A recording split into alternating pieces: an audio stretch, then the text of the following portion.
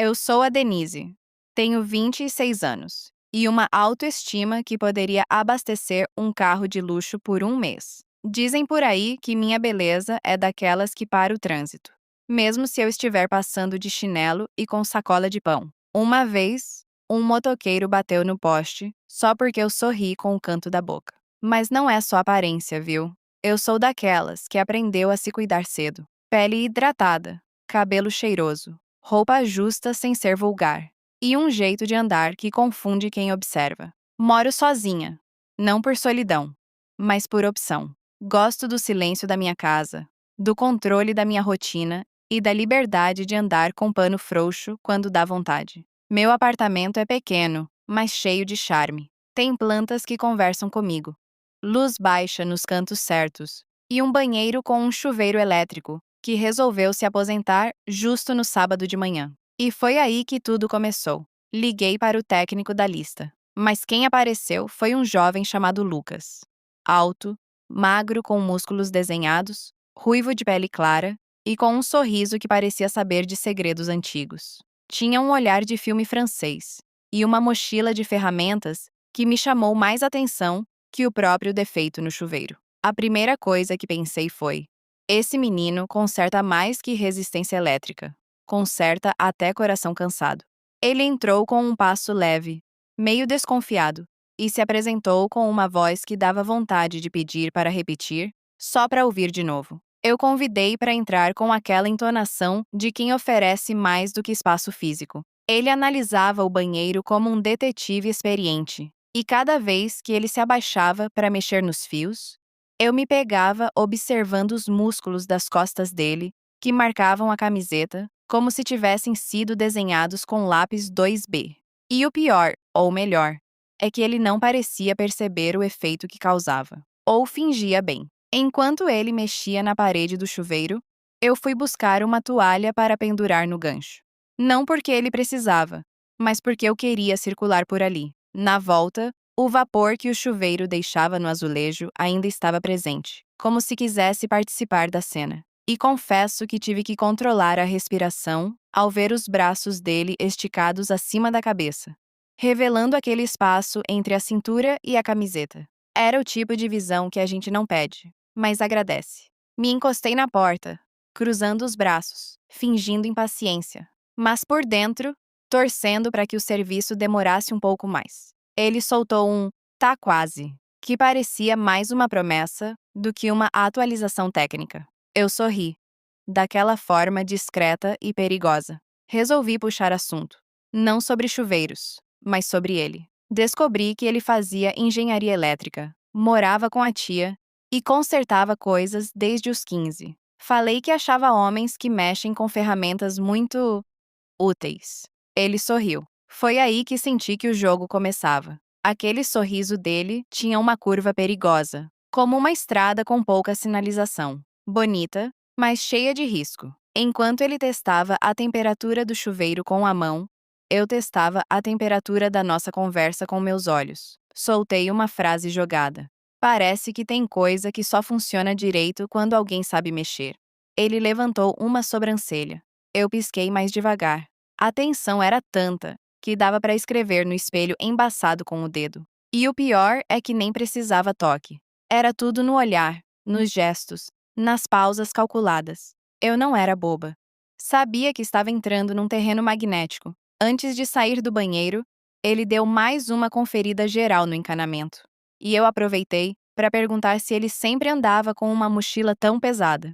Ele respondeu rindo que era por causa da ferramenta especial, que usava só em casos de emergência. Olhei bem nos olhos dele e disse: "Espero que hoje seja um desses dias." Ele ficou em silêncio por 2 segundos. Mas o silêncio dele dizia mais do que qualquer piada pronta. Era o tipo de silêncio que parece que alguém desligou o mundo lá fora. Na saída, ele agradeceu e disse que qualquer coisa era só chamar. Eu respondi que às vezes as coisas quebram de propósito. E fechei a porta bem devagar, sem trancar. Fiquei ali, do lado de dentro, com o coração disparado e o pensamento na tal ferramenta que ele carregava com tanto cuidado. Aquela imagem dele no banheiro, os braços, o olhar, o sorriso. Aquilo ficou preso em mim como o cheiro de sabonete novo. E no fundo, eu sabia. Aquilo não foi só um concerto. Foi o início de algo que, se quebrar de novo, eu vou ter que chamar de novo. E talvez até fingir que quebrou só para ver ele voltar. No dia seguinte, acordei com o barulho da resistência esquentando de novo. O chuveiro estava funcionando como se nada tivesse acontecido. Mas eu sabia que algo tinha sido ativado. E não tinha botão de desligar.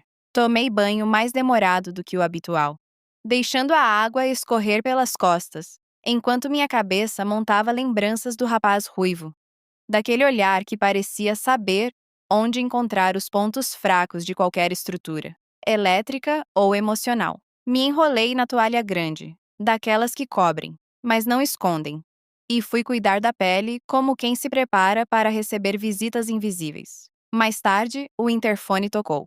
Era ele. Disse que tinha esquecido uma chave de fenda. Mas pela forma como falou, parecia mais um convite para uma segunda chance.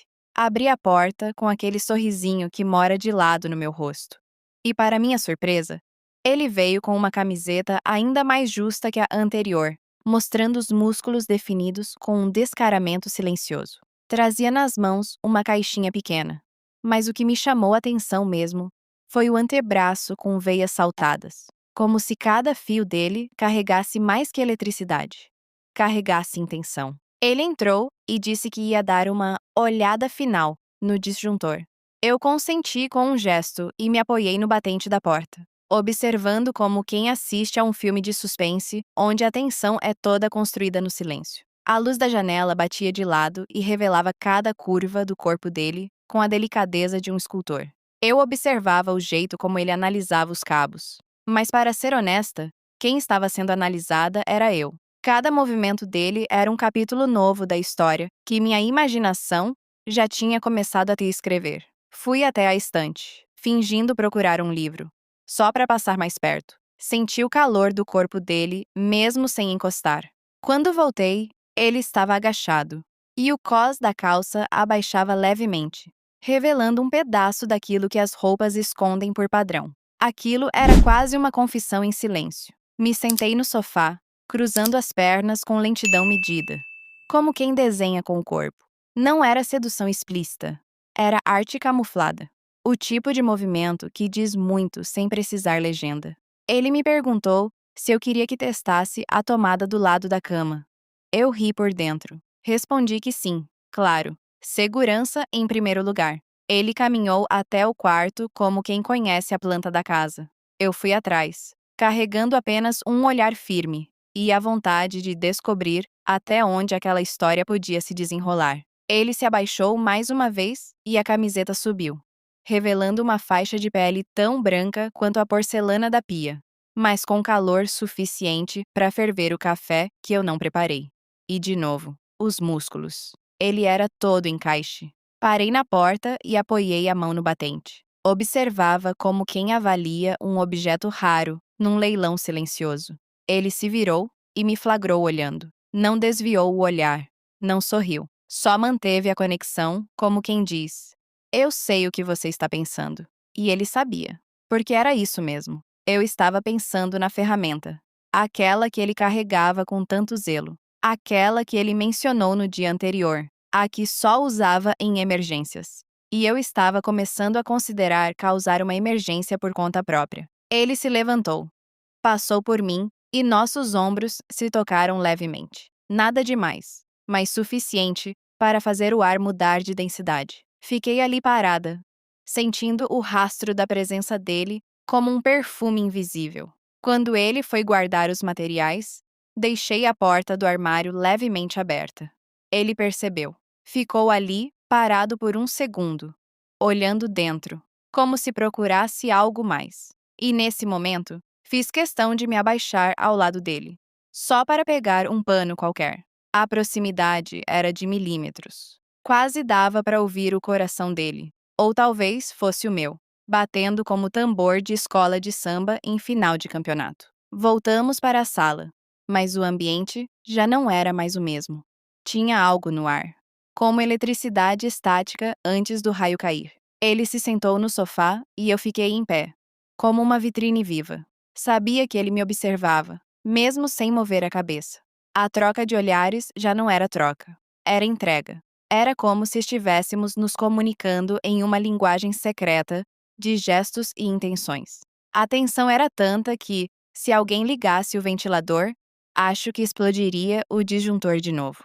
Mas não precisava de barulho. Ali, o silêncio falava alto, e eu estava pronta para escutar tudo que ele ainda não tinha dito. Aquela noite chegou devagar, como um segredo que se arrasta pelo chão de um quarto escuro. Eu apaguei as luzes, mas deixei a janela entreaberta, permitindo que a lua pintasse a sala com sombras sugestivas. Me deitei no sofá com um lençol leve por cima, mas o calor vinha de dentro. Não era febre, era desejo fermentando em silêncio. Fechei os olhos tentando dormir, mas tudo que minha mente via era ele. Os braços, a voz, a forma como analisava cada detalhe da casa, como quem reconhece o terreno antes de fincar a estaca certa. Eu sabia. Aquilo não ia ficar só no ensaio. Passava da meia-noite quando ouvi passos no corredor. O som do chinelo dele arrastando no piso gelado. O disjuntor tinha dado sinal de novo. E ele disse que voltaria para revisar. Talvez um falso contato. Talvez só um bom motivo. A verdade é que eu não me importava com o que fosse. Quando abri a porta, ele estava ali, de camiseta branca, cabelo um pouco bagunçado, como quem veio direto dos sonhos. E eu já estava acordada por dentro fazia horas. Deixei que ele entrasse sem dizer nada. O silêncio entre nós era musical, cada nota tocada com os olhos. Ele foi direto para o quarto, onde estava o quadro de energia. Eu fui atrás, com passos tão leves quanto a toalha que escorregava nos ombros. Fiquei encostada no portal, observando. E ele nem fingia que não via. A tensão entre nós era um lençol esticado demais, prestes a rasgar. Quando ele se virou, nossos olhares se encontraram sem pedir licença. Me aproximei sem pressa, como quem anda sobre vidro fino, e parei a um palmo do peito dele. A respiração dele se acelerou, e a minha já não obedecia nenhum ritmo. A pele esquentava mesmo sem toque. Foi ele quem quebrou o espaço primeiro. A mão dele pousou na minha cintura, como quem testa a firmeza de uma estrutura antes de encaixar a peça final. Me inclinei e deixei que o corpo respondesse. Não houve palavra. Não havia necessidade. Só movimento. Ele me segurou como quem sabe o que faz. Com precisão de quem já leu aquele manual antes. Entrou com a delicadeza de quem abre um livro antigo, respeitando cada página, mas querendo ler até o fim. E eu me abri como história pronta para ser lida em voz baixa. A conexão era tão intensa que o tempo parou por uns segundos. O calor no ambiente parecia vir de dentro da gente. Era como se todos os fios da casa tivessem se cruzado no mesmo ponto, explodindo em faíscas emocionais. Era como se a chave finalmente tivesse encontrado a fechadura certa. E o giro foi exato, sem resistência. Meu corpo reagia como se tivesse esperado exatamente por aquele tipo de toque, aquele tipo de comando, aquela frequência. Fomos nos ajustando sem pressa, como quem dança uma música que só os dois escutam. O encaixe foi tão preciso que, por um segundo, achei que meu corpo tinha sido esculpido só para aquela ferramenta específica. Ele entendia meus silêncios, respondia aos meus movimentos com fluidez. Era instinto puro disfarçado de técnica. E eu já não conseguia mais fingir que era só mais uma noite comum. Os panos já não escondiam nada. O que nos cobria agora era só vontade e respiração. Foi como plantar uma semente no terreno mais fértil e sentir o chão responder, pulsando por dentro. Ele me olhava com intensidade, como se estivesse descobrindo um segredo em cada curva. E eu deixava, sem medo, porque ali não havia culpa, só entrega. Cada movimento dele era uma confirmação de que aquele momento tinha sido desenhado desde o primeiro olhar no banheiro. Não havia erro, nem excesso, só encaixe e expansão. Quando tudo silenciou, ele ficou ali deitado ao meu lado, sem dizer uma palavra. Eu fechei os olhos e senti o corpo dele ainda presente mesmo no ar, como se sua ferramenta tivesse deixado mais do que sensação. Deixou presença, deixou memória. Hoje, 2 anos depois, ainda lembro de cada detalhe. O barulho do disjuntor, o vapor da pia, o cheiro dele entrando pela janela. E se você me perguntar quem era ele, eu vou só sorrir, porque esse segredo, esse eu não conto, mas posso garantir, foi a única vez que desejei que um chuveiro quebrasse de novo no dia seguinte.